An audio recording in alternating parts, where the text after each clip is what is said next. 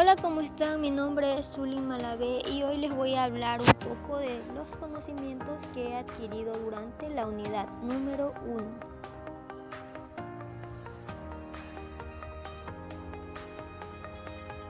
Durante este primer ciclo se abordaron muchos temas, entre ellos la organización escolar y cultural empírica de la escuela, en el que hicimos hincapié el cómo fue nuestra educación anteriormente.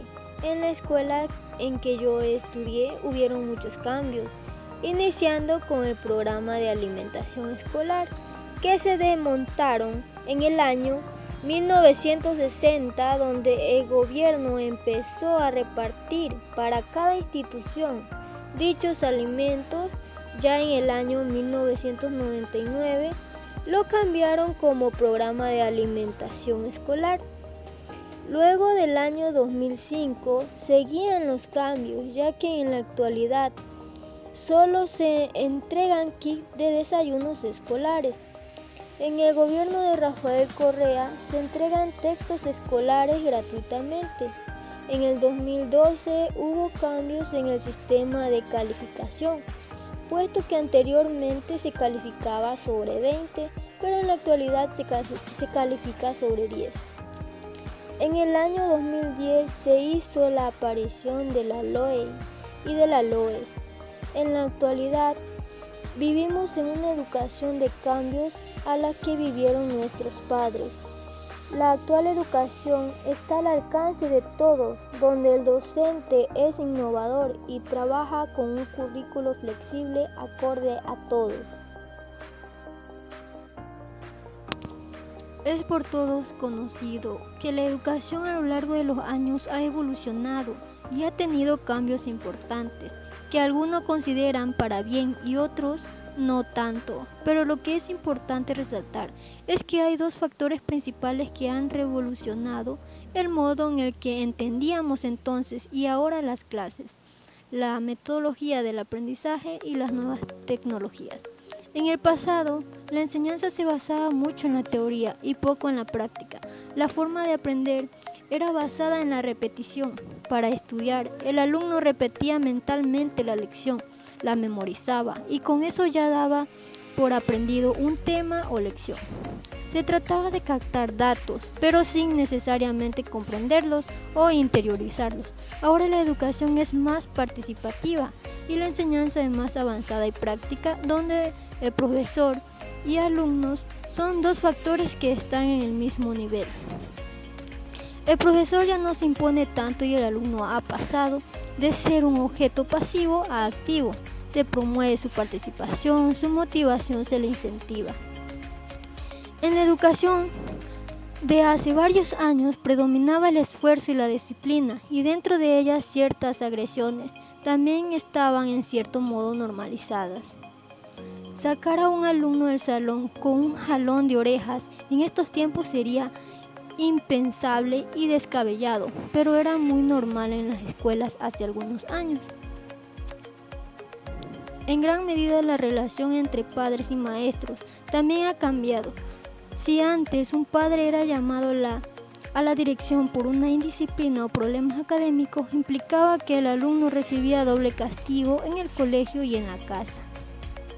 Ahora los padres que van difícilmente aceptan las críticas de sus hijos.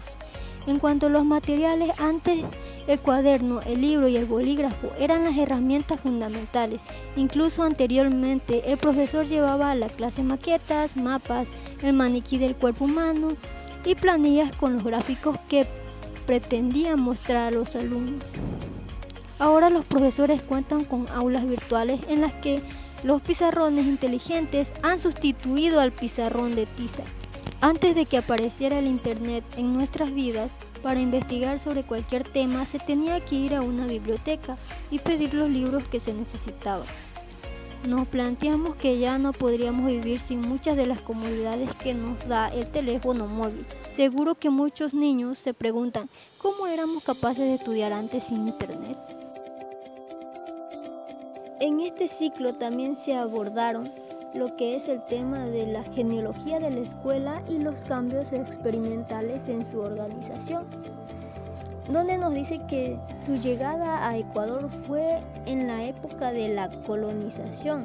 Los españoles instituyeron la educación a nuestros aborígenes. Al ser Ecuador liberado de la corona española y anexada a la Gran Colombia, se establecieron centros educativos y universidades que abarque la misma extensión de la enseñanza, tanto en ciencias y en arte, con la finalidad de promover y fomentar la educación pública. Durante el mandato de General Flores, la Universidad Central siguió su marcha en el objetivo de mejorar la calidad de la educación en el país. Luego, Vicente Rocafuerte entendió el verdadero significado de la educación. Por esta razón, su gobierno tomó las riendas y lo hizo responsable de la enseñanza. García Moreno tomó la posta que dejó Rocafuerte, que fue trabajar bajo la misma ideología, la cual era transformar y mover el sistema educativo ecuatoriano.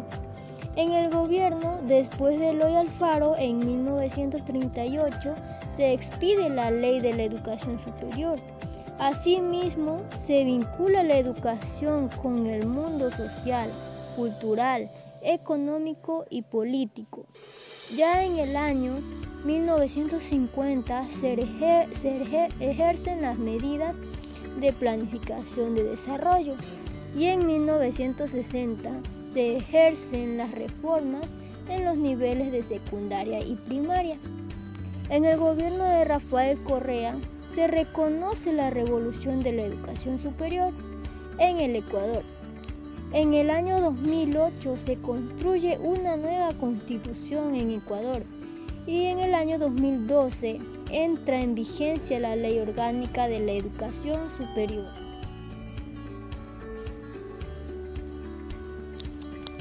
Una mirada genealógica sobre los conceptos ha de evitar dos tentaciones: la de comprender el discurso histórico como la eterna permanencia y repetición de lo mismo o como un interesante desvanecimiento del ser de las cosas. A tal fin, la pretensión crítica, navegando entre la continuidad y el cambio, ha de saber seleccionar el tipo de conceptos, guías que actúen en modo de lazarillos para entender cabalmente la sintomatología de los problemas del presente y su carga de pasado.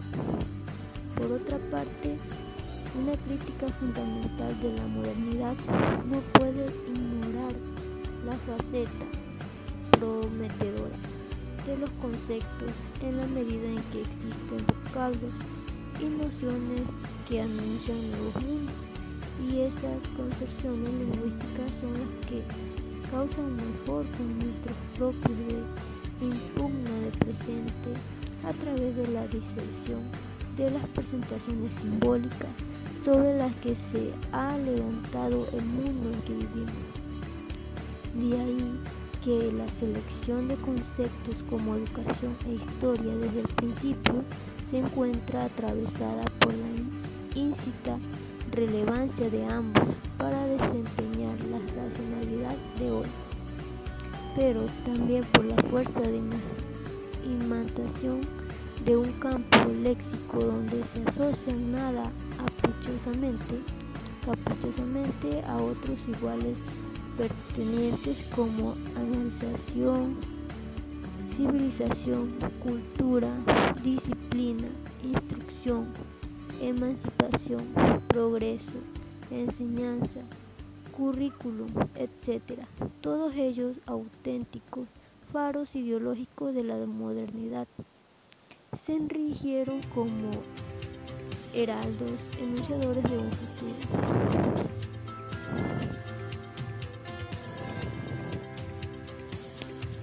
La genealogía de la institución escolar como nuevo espacio de encierro fue como objeto de la mirada genealógica Foucaultina en el ya clásico, donde se emplea el modo disciplinario. El poder produce individuos a través de determinados espacios disciplinarios como en la escuela. Ahora les voy a hablar sobre la organización y cultura material de la escuela.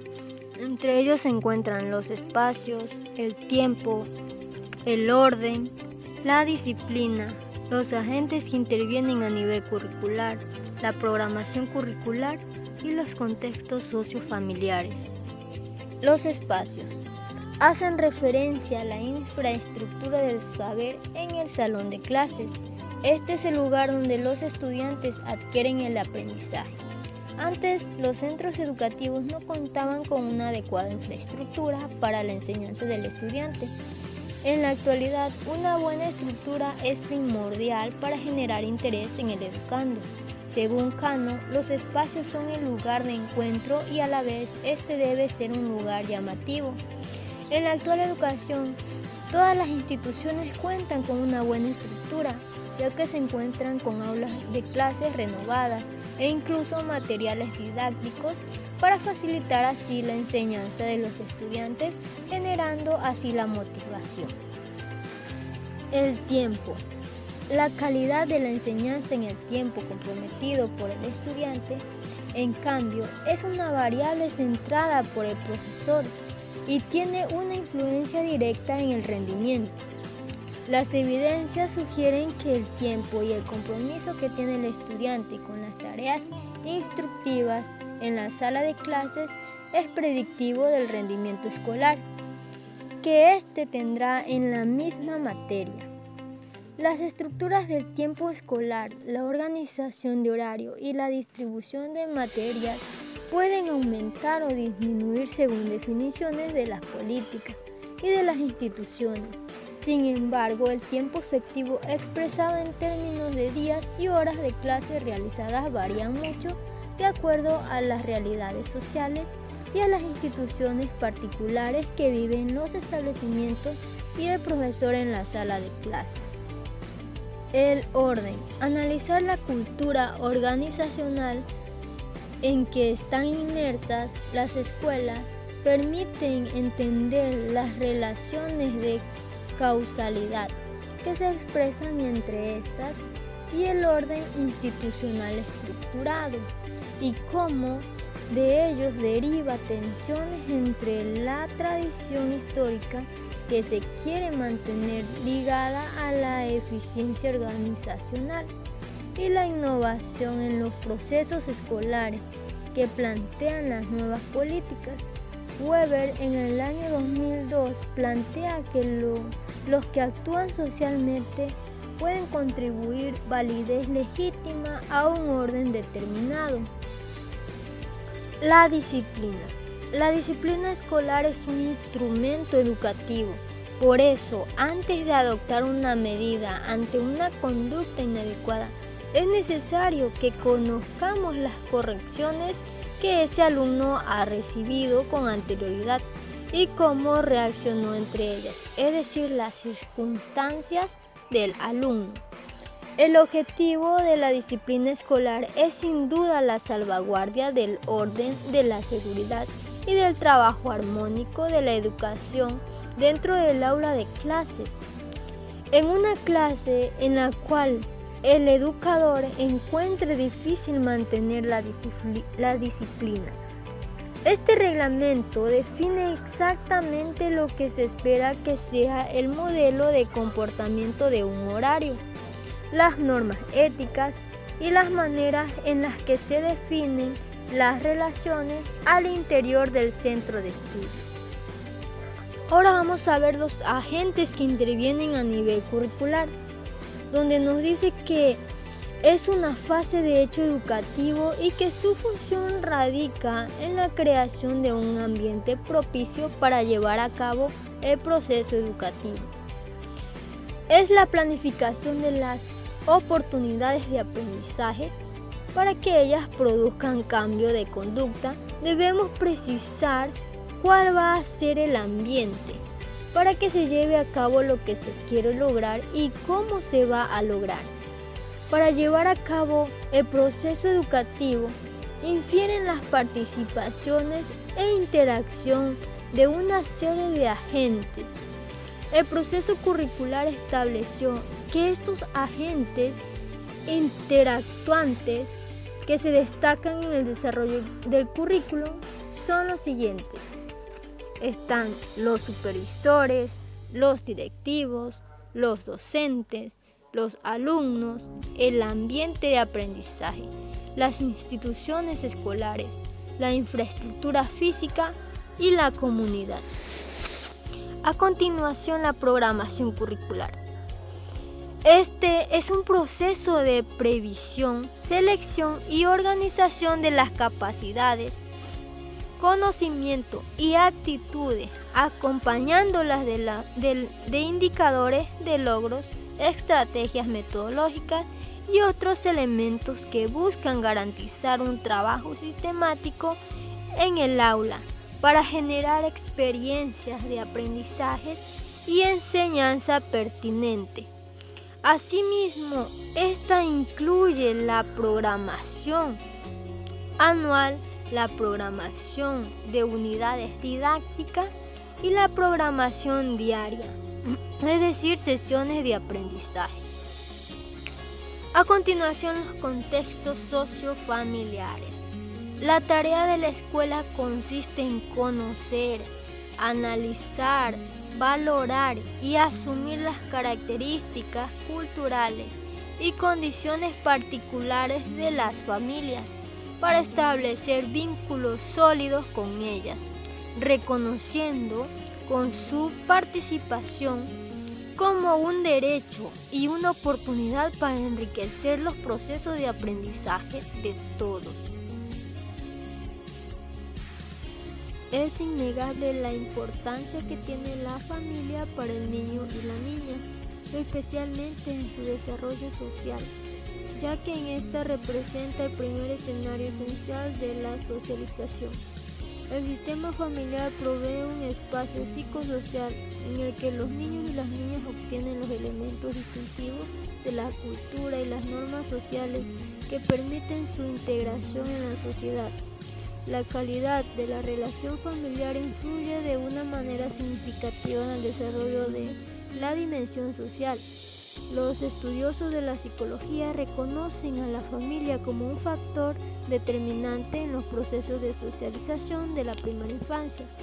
Las características psicosociales e institucionales de la familia y las relaciones interpersonales que se establecen entre los integrantes de la familia, que involucran aspectos de desarrollo, de comunicación, interacción y crecimiento personal, tienen una influencia directa en el desarrollo social de los hijos y las hijas. Durante el primer ciclo también se abordó el tema la construcción de la organización escolar como campo de conocimiento. A continuación les voy a hablar sobre el concepto de la organización escolar, origen y evolución.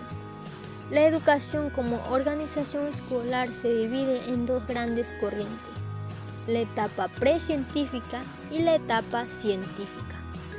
Pues la etapa precientífica es la que se vivió de manera espontánea o natural, donde prevaleció la educación artesanal. Esto fue durante el siglo de la Ilustración. La etapa científica se dividió a finales del siglo XIX y a principios del siglo XX, donde se vivió un periodo de transición, donde la pedagogía empezó a interactuar con la psicología, la sociología y la biología. Estas combinaciones en el tema educativo dio un gran giro completamente a las escuelas u organizaciones escolares. Uno de los personajes que aportó a esta nueva modalidad es Montessori, donde indica los derechos administrativos para la organización escolar, la legalidad, la delimitación, la responsabilidad, la centralización y descentralización y por último la regulación de derechos y deberes. La organización escolar es la rama científica de la pedagogía que tiene como objeto propio la búsqueda y estructuración sistemática de conocimientos interrelacionados coherentemente entre sí y obtenidos por métodos idóneos sobre la institución escolar, entendida esta como organización compleja y dinámica, como la doble finalidad de explicar la realidad de la escuela en el contexto social en el que se inscribe y se promueve dinamismos racionales de predicción en orden al progreso de la misma, estableciendo principios básicos de acción orientados a la mejora continua de la realidad escolar y de los procesos educativos que tienen lugar en ella. Según Cantón, en el año 2004, la organización escolar es la ciencia de la educación que estudia integradamente todos los aspectos concernientes a los centros educativos considerados en las múltiples dimensiones de las empresas educativas, de mecanismo de control y de poder social, en su dimensión estructural, en sus aspectos ocultos, en su posibilidad de intervención y en sus necesidades de mejora. Las organizaciones educativas. La organización educativa hace referencia al orden que impera en una institución para desarrollar sus programas. Estos buscan la calidad de la enseñanza-aprendizaje, centrándose en la organización y gestión de los centros educativos. El estudio de las organizaciones educativas exige la delimitación de los aspectos relevantes que la configuran, la complejidad del hecho educativo y organizativo y la delimitación de las capacidades humanas así lo aconsejan.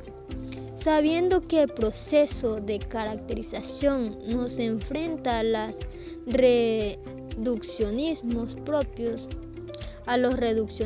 propios de cualquier visión parcial. Todas las organizaciones persiguen unas metas y objetivos evitando las conferencias conceptuales o semánticas que se pueden establecer. Estamos describiendo lo que es importante para esa organización. Bases teóricas para el análisis de las organizaciones escolares. Las organizaciones escolares bien fundamentadas es de cuestionable importancia para la dirección de la institución educativa. El estudio de las organizaciones escolares, sea para comprenderlas o para intervenir en ellas, exige la delimitación de los aspectos relevantes que la configuran, la complejidad del hecho educativo y organizativos y la delimitación de las capacidades humanas así lo aconsejan, aún asumiendo que el proceso de categorización restan necesariamente riquezas al análisis y nos enfrentan a los reduccionismos propios de cualquier visión parcial. La teoría de las organizaciones escolares ha ido instruyendo un corpus cada vez más específico, vinculados a las características diferenciales de los centros escolares como organizaciones. Una perspectiva teórica en el marco previo del que partiremos para definir lo que se quiere estudiar del centro escolar tiene varias funciones: describir, explicar e interpretar lo que observamos. Antes de entrar al siguiente tema, primero vamos a definir lo que es una metáfora. Pues la metáfora es un tipo de tropo o figura retórica en el que se traslada el significado de un concepto a otro, estableciendo una serie de relación de semejanza o analogía entre ambos términos.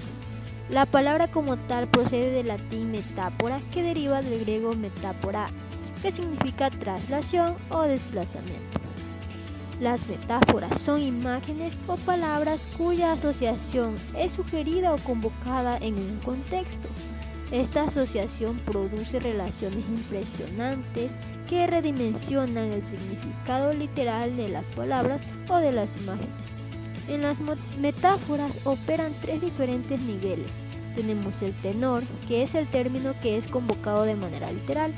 Asimismo, el vehículo, que es un término figurado y donde yace la fuerza expresiva de la metáfora. Y el fundamento, que es la relación entre el tenor y el vehículo. Durante el primer ciclo también se abordó el tema, la metáfora como herramienta para comprender la complejidad de las organizaciones educativas. Las metáforas no son extrañas ni a las organizaciones escolares, ni a dirección, ni a la educación en general, porque no son para otras realidades que pudiésemos contemplar.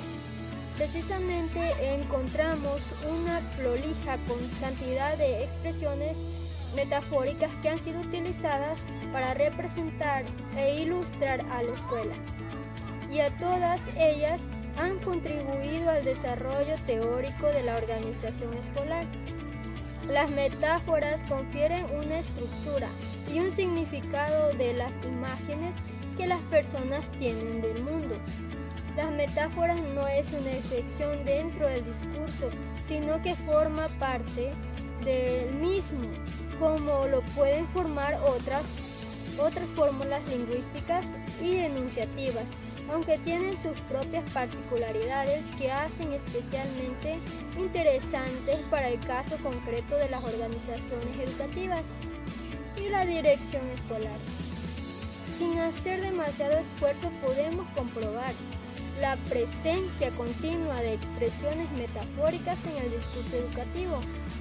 Gil Villa en 1993 utiliza la expresión metafórica, los convidados de piedra, para describir el papel de los representantes de padres y alumnados en el consejo escolar. El estudio de las metáforas en el contexto organizativo resulta ser un interesante enfoque que puede ayudar a descubrir las teorías implícitas que forman parte de la cultura de las escuelas.